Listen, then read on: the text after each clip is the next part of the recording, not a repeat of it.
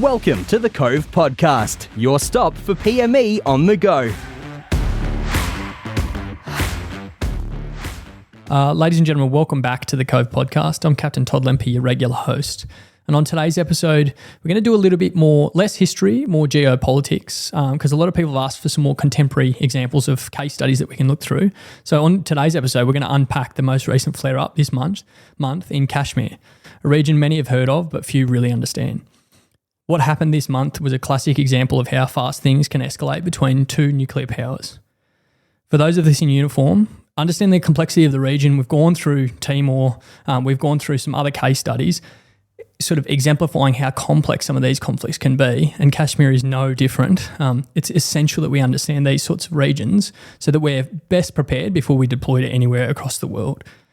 I'm joined today by Dr. Ashok Sharma PhD, an expert on South Asian geopolitics. He's been a visiting fellow at the University of New South Wales, Canberra, at ADFA, since 2016 in international relations and security studies, and his focus is on India. Dr. Sharma, thank you for joining us. Thank you for inviting me for this an important discussion on this very important issue. Thank you, Todd. So just before we start, I want to frame your approach or understanding. Obviously, you've got a PhD and some postdoctoral research. I've seen your list of publications, but we'll go into that in 2 seconds. But can you tell us about your background and how you approach studying India-Pakistan relations? I come from India, and I grew up in India in my schooling days in the state of Bihar, which is a very this is a state where all the big empires of India were originated. And so I grew up in that environment of a hardcore Hindi heartland, and then I moved to Delhi for pursuing my graduation and PhD from JNU. I did my doctoral studies on US-India relations and the importance of lobbying. And after that, I moved to, after working for a couple of strategic think tanks in India and teaching at Delhi University, I moved to Australia to do an Endeavour postdoctoral fellowship. This postdoctoral fellowship you do after a PhD within 5 years of, and it's considered as prestigious if it's funded by any fellowship. So I was chosen one of them I was one of the candidates for Endeavour postdoctoral fellowship, and I did it at ANU, Research School of Asia Pacific Studies, and it was on the relevance of the Quad, in which I asserted that it will bounce back. It's the matter of time. So it has come up again. The Quad is very relevant today, especially in Australia's context as well. So after that, I have been all over Australia and New Zealand. I have taught at Auckland University, Waikato University. I was a visiting fellow I was a fellow at Australian India Institute at the University of Melbourne, a visiting fellow at Strategic and Defence Studies at Australian National University. And since 2016, I have been a visiting fellow at the University of New South Wales, Canberra at Australian Defence Force Academy. I was also an adjunct associate professor at University of Canberra. My expertise in international relations and security studies with a focus on great power politics, but I look at India's global positioning and South Asia geopolitics as well. As far as India-Pakistan relations is concerned, I look at it from 3 angles, with the emphasis on India-Pakistan, historical rivalry, nuclear deterrence, border conflicts, and counterterrorism operations. I think that 3 awesome topics, because that's exactly what we're going to launch into today, is that analysis behind counterterrorism or terrorist acts and then subsequently nuclear power and the region more broadly. That's awesome. So that, I suppose, frames your background and I suppose your qualifications to be able to speak on an amazing topic. But I suppose, let's go back to the contemporary stuff, May the 7th or this month, and let's unpack the most recent events. Can you walk us through what actually happened in May and what each side claims to have happened in Kashmir? Absolutely. The event of May 2025 is marked as one of the most horrendous and dangerous escalations between India and Pakistan in recent years. It all goes to it. This was triggered by a horrific incident, terrorist attack in Pahalgam, a beautiful scenic region in the Kashmir Valley, in which 26 people were killed. One of them was from Nepal, and 25 were from India, and they all were Hindus. They were killed on a gunshot, and they were asked their reason, and then they were identified and they were killed. and women and children were left. And when one woman asked that why you are killing my husband, you also kill me, and then the terrorist said that go and tell Modi. So this was a kind of a message given to Prime Minister Modi, and that led to a kind of Operation Sindoor eventually in a week or more time. But coming to the point here, also there was a professor from Assam who was visiting, and he recited kalma from the Quran, and he was left, but he was a Hindu. So it was a totally designed to disturb India's communal harmony, create unrest in Kashmir by the terrorists, those who were basically backed by Pakistani inter-service intelligence and establishment in army, and this was to create a kind of unrest in Kashmir, which was attaining normalcy after 2019 when the Article 370 was revoked. Kashmir had a very kind of special status, and after revocation of that, it became a union territory, and the Kashmir was coming to the normalcy. So this was not liked by Pakistan or those who did not want to stability and peace in Kashmir. For example, the last year itself, 25 million people visited from across India in the Kashmir Valley. So it was coming to normalcy after a long time. People were happy, and this attack created a kind of worldwide condemnation from all the world powers in the parliament and this. And in India, there was a kind of solidarity. Instead of creating a Hindu-Muslim rift, in fact, all the opposition parties and Hindu-Muslim all came and said that we must respond to that. After this, suddenly, on this attack, when this attack was happening, Prime Minister Modi was in Saudi Arabia, and he just stopped his visit. He came back and in the airport itself, he called a very high cabinet meeting, and he decided whatever is there. So it took a bit of time, but the immediate result was that India cancelled the Indus Water Treaty, which is very significant, and I will talk about later in that why it is. We'll get a bit into the geography stuff with water flow. Go back to the rest. that and then it was Pakistanis were asked to leave. Airspace was cut, and the High Commission was asked to leave. So a couple of things, and all the export and everything which was happening was, the trade, everything was put on halt. Then after that, for a while, there was a clamor for, there should be right action, and he was campaigning in the state of Bihar, and where he asserted that they will be punished, and Operation Sindoor came. It's very significant. Why Operation Sindoor? Operation Sindoor is vermilion, the red powder which Indian women, Hindu women, when they get married, they put it on their head. So they were, so Prime Minister Modi, the Indian government, through this Operation Sindoor, wanted to give a message to the terrorists that we will match the color of vermilion, that sindoor, which is red, with the blood of terrorists. So this was the message, very strong message was given. And it was also, entire operation was led by Sophia Qureshi, Colonel Sophia Qureshi, a Muslim, and a Hindu, Vamika Singh, wing commander. So it was a message that two women are leading this operation, and Hindu and Muslim. And it was a given strong message to Pakistan and all the terrorists who wanted to create a kind of disharmony in India. And there was also a very strong, support from the opposition parties, including all the very hardcore Muslim leaders, that we must respond with you, Mr. Modi. And the result was that Operation Sindoor on 7th May, 1 a.m. is 30-minute strike. 9 terrorist sites in Pakistan was hit, 4 in POK and 5 in Pakistan mainland. Murdike, Bawalpur, and Sialkot were significant, and it was the first time that India went to strike in the mainland of Pakistan. During Modi time, there were 2 attacks, Uri and Pulwama terror attack, and that was also India responded very strongly by surgical strike, but it was all within the Pakistan-occupied Kashmir, or line of control, which is the India-Pakistan border line. Yeah, so that was that POK you said before, Pakistan-occupied Kashmir. Yeah. So and then 9 terrorist attacks, 75 were killed, and including the family of Hafiz Saeed, who was the mastermind of Mumbai terror attack in 2008. And these are the terrorist camps, which are basically Lashkar-e-Toiba and Jaish-e-Mohammed and Hizbul Mujahideen. These are the three terrorist organizations who have been involved in creating terrorist attacks in India and especially in Pakistan, especially in India.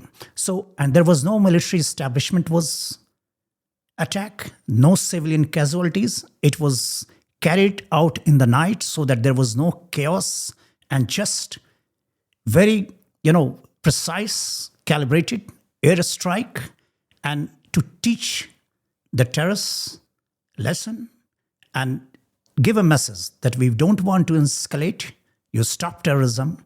And this was the message through Operation Sindoor. Yeah, no, that absolutely awesome. So I think and some astute will be aware of all that already, but as like the more common, I suppose, media footage that made it to Australia was that Pakistan claimed that 4 or 5 aircraft had been Indian aircraft had been shot down by their own aircraft. I suppose 4.5 gen aircraft. We've got India with Rafale jets made by the French, and then Pakistan flying Chinese aircraft, also 4.5 gen. But these claims, I suppose, that's what probably people would be most familiar with on the news. What did sort of India and Pakistan claim at that time? Did Pakistan? Yes, Pakistan is claiming that it had shot down 5 of India's aircraft, but there's no evidence of that. It was, I will just example about, there was an interview from CNN, and Pakistani defense minister was being interviewed, and he was asked by the anchor that where is the evidence? And he was saying that it's all over social media. So you can understand the credibility of this Pakistani claim. So I don't think it was there. It was India destroyed all the drones which came to Indian side, and it was basically Turkish and Chinese plane also aircraft. All those were destroyed. Not a single casualty was done. It was all these drones attacked India's region of Bhuj, Jammu, and parts of Rajasthan and Kashmir. All were, and it also established India's air defense system, how strong. So I think this claim is it doesn't have any credible evidence. That's what I would say. Yeah, perfect. So I suppose you talked about a couple of historical things there, and I really want to zoom out because that's the most recent events. But to understand the complexity, we really have to sort of come back to the history in India and Pakistan, and then subsequently the region more broadly. My next question is, I suppose, can we zoom out, and then where is Kashmir in relation to Pakistan and India, and sort of why is it such a contested region? Yeah, so Kashmir lies at the northernmost part of the Indian subcontinent, Himalayas, bordering Pakistan and India and China. It is a mountainous region of immense natural beauty and also profound strategic significance. And the population here is population is mixed in Indian-Administered Kashmir. So the valley constitutes of mostly Muslims, and Jammu and Ladakh, and they are Hindu, Sikh, and Buddhist. And also Siachen Glacier is also part of that region. So it's 70% of Kashmir is under India's administered Kashmir, and POK, Pakistan-occupied Kashmir, or Pakistan-administered Kashmir, which Pakistan says that is Azad Kashmir and Gilgit-Baltistan. These are and there's some part is given to China. Yeah, China has which Pakistan has given it to. So this is a kind of demography of this, and this is also. On this issue, they have fought multiple wars, So there is a line of control which divides this. It's a very deeply militarized region. The line of control dividing Indian and Pakistani administered parts. And for many Kashmir, the conflict is not just between two states, but also their own political aspirations, which are often marginalized. So I would say that it is a contested region, but I think we can elaborate on the debate in our discussion. Yeah, perfect. I think just for the geographical stuff, it's obviously the western edge of the Himalayas, which you mentioned before, but K2, the second highest summit in Australia, in the world, is located in Kashmir as well. So, but if we come back to the patch of land and Kashmir itself, why does it matter so much strategically, politically, and emotionally? You talked about highly militarized zone. Why does it matter to both countries so much?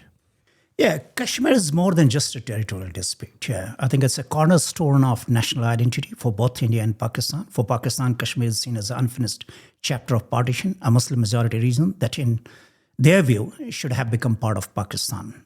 The reason is deeply tied to Pakistan's ideological narratives of protecting Muslims' interests in South Asia, which, the India-Pakistan was created in 1947, and Pakistan adopted a theological state. So Pakistan logic is that since it's a Muslim majority state, it should have been, accession should have been done to Pakistan. But it's a king who was a Hindu, and he decided to be with part of India, and Pakistan says it's controversial.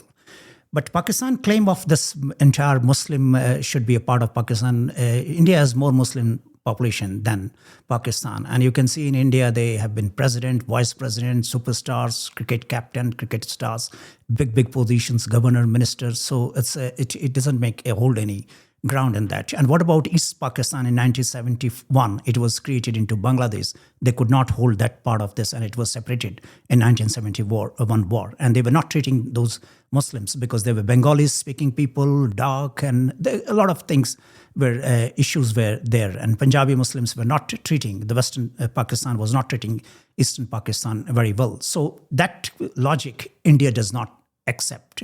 India is a liberal, democratic, pluralistic country, and it has an amazing credential of its democracy and a pluralistic society. So India says, just being a majority Muslim state, we can't, you can't control it as a part of this.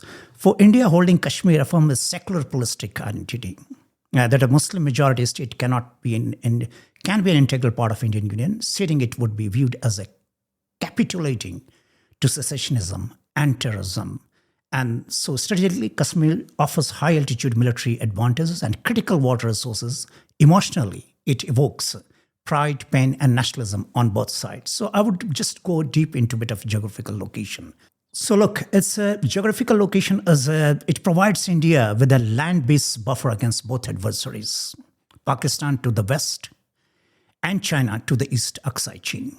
The region is also close to Central Asia, enhancing its geostrategic value in the broader Indo-Pacific and Eurasian context. So it gives a reach to India, to Europe and Central Asia. So India will try its best. India cannot leave it strategically. Military significance is a high-altitude terrain and border defense.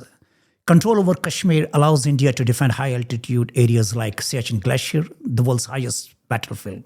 This is the world's highest battlefield. The region includes critical mountain passes like Zozila and Khardungla that are essential for troop movements and logistics. Another is a counterinsurgency and anti-terror operations. The region has been cross-border infiltration and terrorism, especially from Pakistan-based groups Lashkar-e-Taiba and Jaish-e-Mohammed. So maintaining a strong military presence in Kashmir is vital for India's internal security and counterterrorism efforts. And it's also strategically important for Pakistan and China. They can constrain India from the top, from the east and the west. So another is a hydrostrategic importance. There's Indus Water Treaty, as I said, Indus River, and it has 5-6 rivers. 3 are from India side, is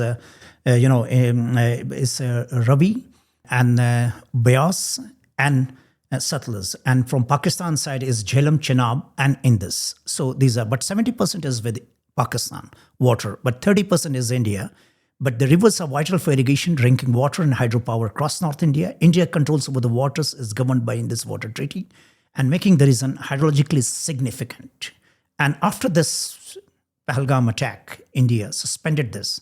And so Pakistan fears that India can create drought or flood in the region. So India has revoked that treaty, and it is the first time. And it was also, we must mention that it was one of the most well-coordinated and peaceful water treaty in the history between two nations when they have fought 3-4 major wars.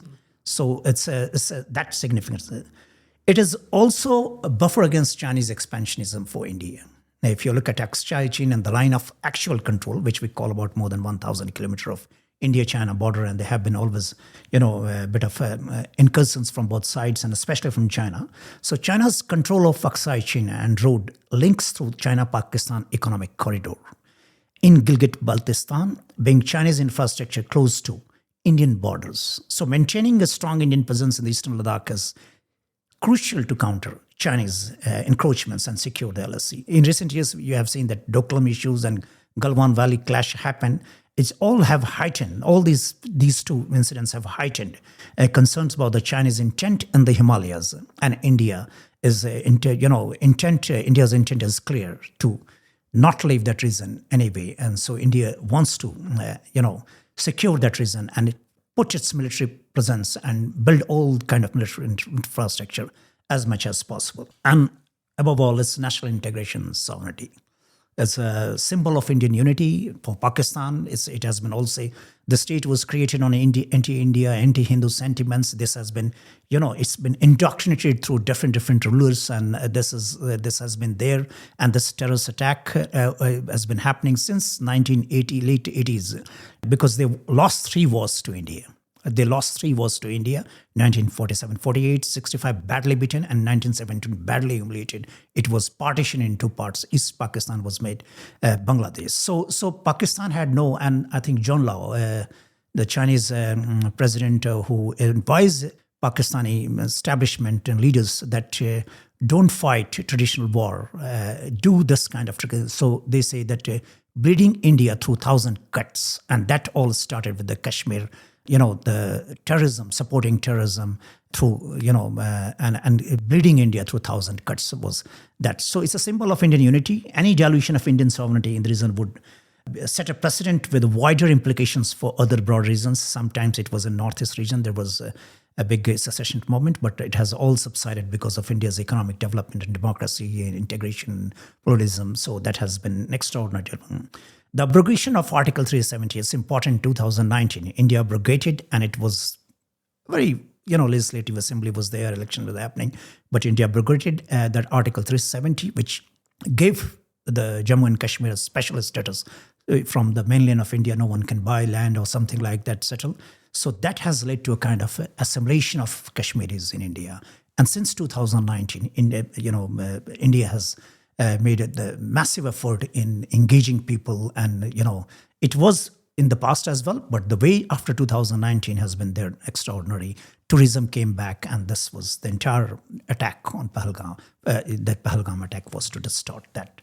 So I would say that strategic communication and infrastructure is also important because, the development of new tunnels, airfields, and railway connectivity is central to both civilian development and military relations readiness in a high conflict zone. And above all, it's a counterbalance from Indian point to Pakistan's strategic depth doctrine. India's forward military deployment in Kashmir prevent Pakistan from achieving strategic depth. The idea of expanding defensive space into Afghanistan or elsewhere in the region. So Kashmir is often used by Pakistan to wage proxy war via non-state access. Thus, India's control of the region is essential to neutralize this strategy, and for Pakistan is equally important because through this only they can harm India. So you talked about water, unity, sort of links between each country, but also a buffer zone between China and Pakistan. I suppose if we talk more about, if we shift focus to conflicts in the past, which you just spoke about, you've studied them, I suppose. When has the conflict really come to a head? You talked about Operation Kargil or the Kargil War and Operation Sindoor, which is current. But when does it come to a head before, and what usually pushes it over the edge, that conflict between the nations?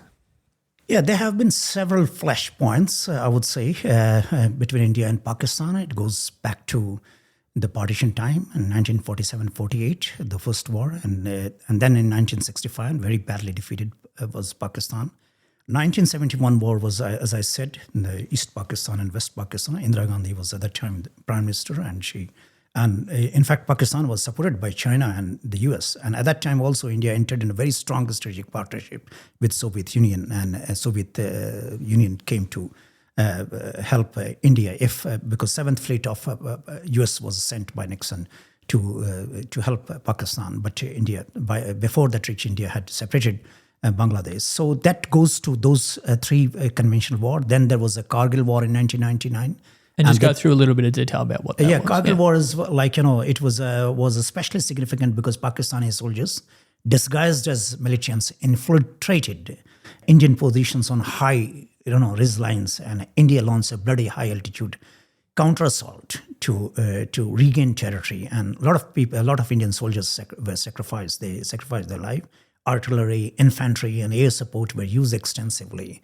And that was also after just a year, because in 1998, India had conducted nuclear test and declared itself as a nuclear power. And Pakistan also came out after 4 weeks that we also declared. So it was, and I think it was the US intervention, Clinton intervention. And at the time he was the US president, and this was halted. But after that, there has been a little bit of skirmishes on line of control, which is happening. But in 2016 and 19, in response to terror attacks in Uri and Pulwama, where a convoy of armed forces, Indian armed forces, were killed by just Jaish-e-Mohammed or Lashkar-e-Taiba. These were the two terrorist organizations were involved. So India carried out surgical strikes. It was the first time, and it was during Modi. So Prime Minister Modi image has been all through this strongman security, counterterrorism. So that is something, it was a challenge. And we see the doctrinal shift starting from 2016 and 2019 and this 2025. So surgical strike happened, straight. And it is also kind of showing advanced, military capability, how the kind of military capability India started showing. So India carried out surgical strikes and airstrikes across the LOC and Balkot, respectively. And these marked a doctrinal shift towards a more assertive posture, limited but visible punitive strikes. So I suppose you talked about, so if we come back to you talk about striking these terrorist targets in Pakistan, mainland Pakistan, and then the Pakistan-occupied Kashmir. And then we talked about, the Prime Minister sort of taking a heavy hand and trying to show force, but then restraining itself, India, by striking at night time and not hitting any civilian targets and stuff. Is that because of this nuclear deterrence, or the two states having nuclear weapons and capabilities, or is it more so rooted in the history of how the conflicts have escalated in the past? I think it could be seen from, because India was, India carried Operation Sindoor. So I would look at from Indian angle. So obviously nuclear deterrence is there. And that's why Pakistan is not trying to engage India in a full-fledged war and only through, terrorism and all that kind of thing. It is trying to harm India. So nuclear deterrence is definitely there. But India has also developed air defense system, and it's very, very high end. S-400 is there, so India can intercept any nuclear attack from Pakistan. I'm not sure how far it has gone, how credible is that, but the way it has defended its entire border of northwestern Rajasthan, Jammu, Punj, all these drone attacks. So I would say that nuclear deterrence was a factor in the past, but this could be a kind of a debatable factor, because looking at India's air defense and the strike capability, and not a single drone could enter in India's zone. And all these were attacked, and all these drones were carried out to damage the civilian areas in Rajasthan, Punj, and Jammu. So I would say that it has gone. You should look into the history of India's culture. I come from Bihar, which is the cradle of Indian civilization, prosperity, and big empires, which Alexander failed to conquer, Magad Empire. So I take pride in that, my belongings to that place, very Magad region. And it was for 1,000 years, India's capital, very prosperous. It was called Golden Bud, and all kind of, philosophy, politics, zero, all kind of things emerged from there, India. So if you talk about India's history, it's basically the history of that Bihar, the Magad region. There was Emperor Ashoka. So as Chandragupta Maurya, his grandfather, established this first big, empire, Magad Empire, expanded, and then Ashoka the Great was considered as great. So for 20 years on the force and only on the point of sword, he united all the Indian empires, and it expanded till Turkey and Myanmar through Buddhism. So he was at that time, India was the strongest country in the world, but it never went to attack. It was never a kind of, for 1,000 years, India never went to attack any other country. And so it has been rooted in the history of India, was confined to its own subcontinent. And it has never gone to attack any other country. So it has been a peaceful country. Buddhism, Jainism, non-violence, tolerance, and in the post-independence India, Hinduism itself is a kind of a philosophy. I would say that India is a secular country, but its identity is very much rooted in this Hinduism, Buddhism philosophy. And if you look at the Muslims in India and abroad and outside, Indian Muslims are not involved in any international terrorist attacks. Rarely one you can find. So it's a kind of a culture of tolerance, non-violence is there in India. India is not a warmongering country. So perhaps the limited strike only on 9 terrorist designate, these targets was also to give the message that, look, we want to live peaceful. You also live peaceful. And if you do it, we are capable of giving a befitting reply. In the past, India had that capability. And today, India is again getting that capability. But India does not want to attack. It did not disturb any civilian or military establishment. It did not want to escalate. So it's both reasons you can say. But nuclear deterrence, I would question now. Looking at India's air defense system and the way it is developing in collaboration with very high-end countries like America, Israel, France, Russia. It is dealing with all these 4 countries simultaneously, maintaining a balance. So I would say it's both. But nuclear deterrence, I would now undermine after Operation Sindoor. So it's more of India's cultural. And in the post-independence India, we have seen how we have followed, Gandhian philosophy of teaching non-violence and how it is from across the party, both either BJP or the Congress or any other party. They always respect that philosophy. It's in preamble of the Indian Constitution. So I would say that the nuclear deterrence element wanes, I suppose, and the history is more prevalent. Yeah, no, makes sense. So you brought us back to the contemporary with the 9 strikes on Pakistan mainland and the Pakistan-occupied Kashmir. But if we talk about, you've talked about Operation Sindoor a few times throughout. Can I just go through, or can you just go through the significance of that Operation Sindoor for India? Yeah, sure. So I think it's a new security doctrine with a more assertive posture and political resolve. That's what India has shown through Operation Sindoor. And it will be remembered not only for its retaliatory precision, but for 5 major achievements that reflect India's growing military might and strategic clarity. First is the validation of India's air defense system capability. Even Israel has said that it's 100% proof, which is considered as the leading in the world. So one of the most striking aspects of Operation Sindoor was India's demonstrated capability to secure its airspace against simultaneous and multi-layered threats, attacks from Pakistan.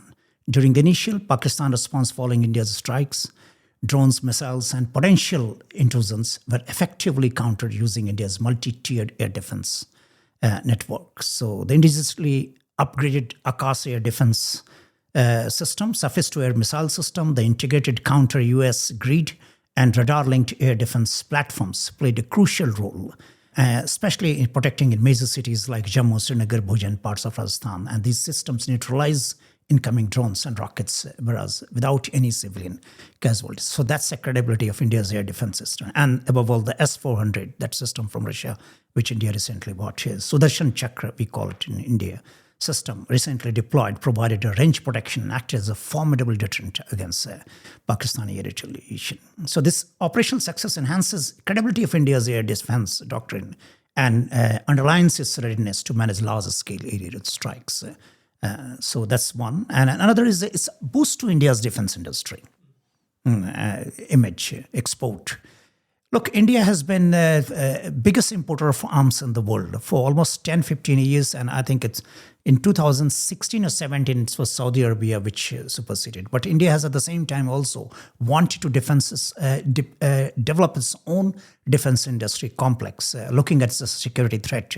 And it has both the economic and security dimension because it will create more jobs at defense industry. And if you look at in the US history of defense industry complex, how it became a major factor in creating an economy as well. So India have been importing arms. Russia was the biggest supplier of armory to India, and then US, Israel, France, all. But India has been developing and collaborating with these countries and developing its own defense industry. So drones like Harup, co-produced in India, loitering munitions, smart artillery systems such as Pinaka were deployed with the remarkable accuracy and efficiency. BrahMos missile was one of them with the Indo-Russian collaboration. So these are, indigenous defense products from India, and it's all set to sparkle global interest in Indian-made military products. And Turkish and Chinese were dismantled. Those were, so India. The missile and all that, artillery system or drones are becoming, these are collaborated and some are made by Intel India. So it also, under the Make in India, like Atmanirbhar Bharat initiatives, which has been working to become a net exporter of defense equipment as well. So this performance of these, platforms during a live conflict scenario significantly boost India's appeal as a defense supplier, particularly to middle-income and developing countries who can't afford Russian or American, costly Russian and American, which are very expensive. So this is one where India's Operation Sindoor enhances India's credibility of it will become a destination for buying arms from many other countries. Indonesia has already, I think, ordered BrahMos, and other countries also. It is also establishing India's precision strike capability beyond Pakistan-occupied Kashmir. So it is the first time that India has gone. Uri and Pulwama attack were just within the POK region. So this is the first time, and precision strike, not harming any civilian or military establishment. So it's a kind of, India demonstrated its will and ability to strike high-value targets deep inside enemy territory, all while keeping civilian casualty, minimal. So this level of precision was achieved using Rafale fighter jets equipped with Scalp and Hammer missiles, satellite-based navigation, and ground intelligence. Significance lies in India's shift from symbolic strikes to strategic and operational level targets, indicating a more assertive counterterrorism posture. It is also weakening of Pakistan's air defense grid. So obviously it has weakened Pakistan air defense grid, and it is also a kind of reinforcing a proactive anti-terrorism doctrine, which represents a doctrinal shift in India's counterterrorism policy, one that moves away from restraint and diplomacy alone towards a doctrine of proactive and precise retaliation. And it sends a strong message, not only to terrorist groups operating across the border, but also Pakistani establishment that continues to harbor and support such elements. So India's firm stance is also likely to be appreciated by global powers. India has been, doing counterterrorism operations with many countries, including the United States, France, Russia, Australia, Israel. So it enhances India's, credibility as a strong defense partner, a strong partner in counterterrorism operations. And this is a global problem. We have seen how 9/11 all over the world in the niche attacks, and how we have here Bali bombing, and how Australia has been facing a bit of terrorist attacks during Prime Minister Tony Abbott. We see that how we thwarted many terrorist attacks. So India's credibility is enhanced, and it also gives a strong message to terrorists that perhaps you can't continue with this. India will go and strike inside the enemy target, maybe next time, those who are supporting. So that's Operation Sindoor. I suppose if you talked about Rafale jets, so 4.5 gen fighters, you talked about air defense, and you talked about drones. If we come back to our audience, which is predominantly a land-based force, and I suppose the air defense will definitely be relevant, but if we look at the Kashmir and go back to Kashmir, what sort of land forces, lessons for land forces can you identify?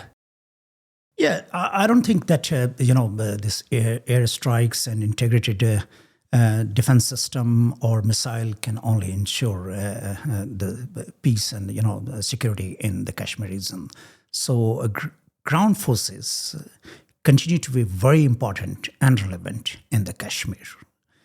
First of all, despite the rise of advanced aircraft, drones, and missile systems, it is presence of soldiers on the ground that ultimately secures territory and deters infiltrations from Pakistan or, terrorists. So that's the ground forces. Their importance is there. And the LOC is not a traditionally clearly demarcated border. It is a rugged, high-altitude, heavily militarized zone. It comprises of ridge lines, forests, valleys, unmarked pathways terrain that require physical control, not just surveillance or intelligence. So here again, ground forces come into operation. Also, units maintain year-round vigilance in harsh weather and treacherous terrain. So infantry and special forces play a front-line role in that.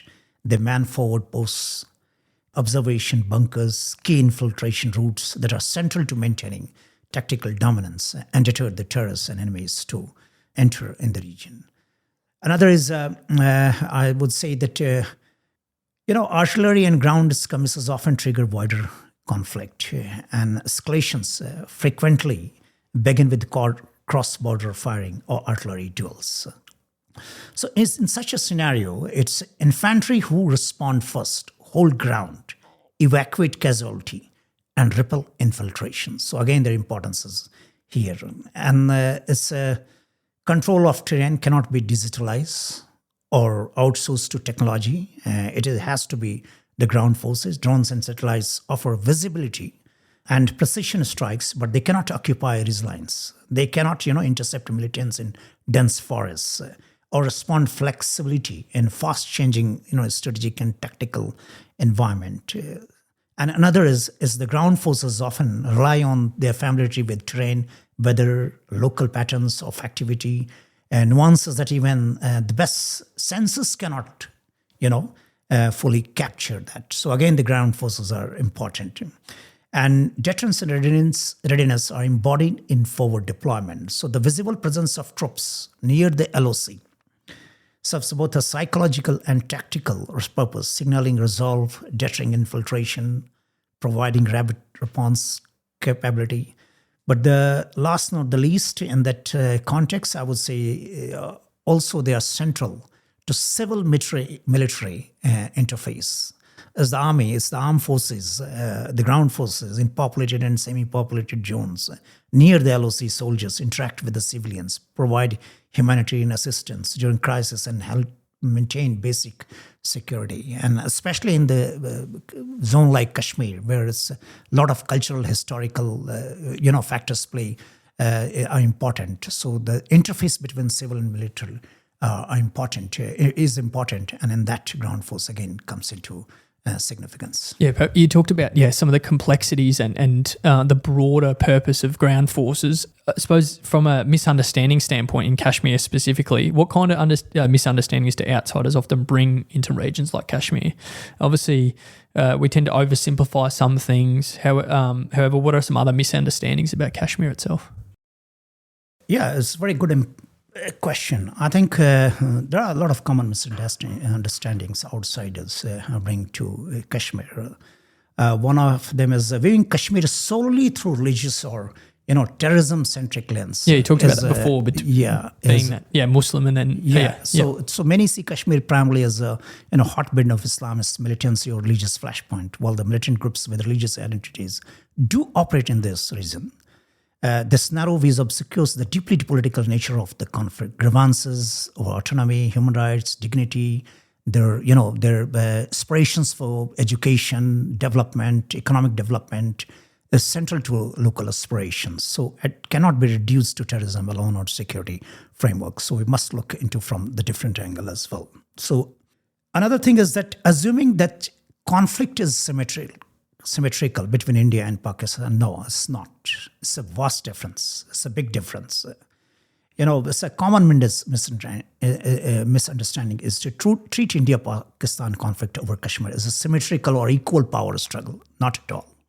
So in reality, two sides control very different spaces with the contrasting governance structures and living experiences. Territorial and administrative control when it comes to India controls 70% of them, and it has a strong security force footprint and formal institutions of governance in that region.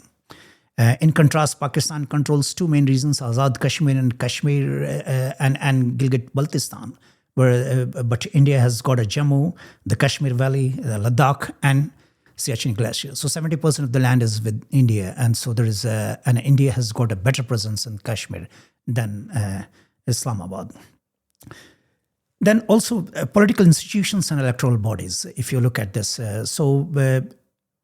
India administers the bulk of the former princely state of Jammu and Kashmir, which is, and it has, had an elected legislative assembly, now replaced by union territory structure since 2019, when the Article 370 was revoked. Before that, I think 1 or 2 year or maybe one term of president rule, but Kashmir had always electoral election. Chief ministers were and normal political parties will contest election.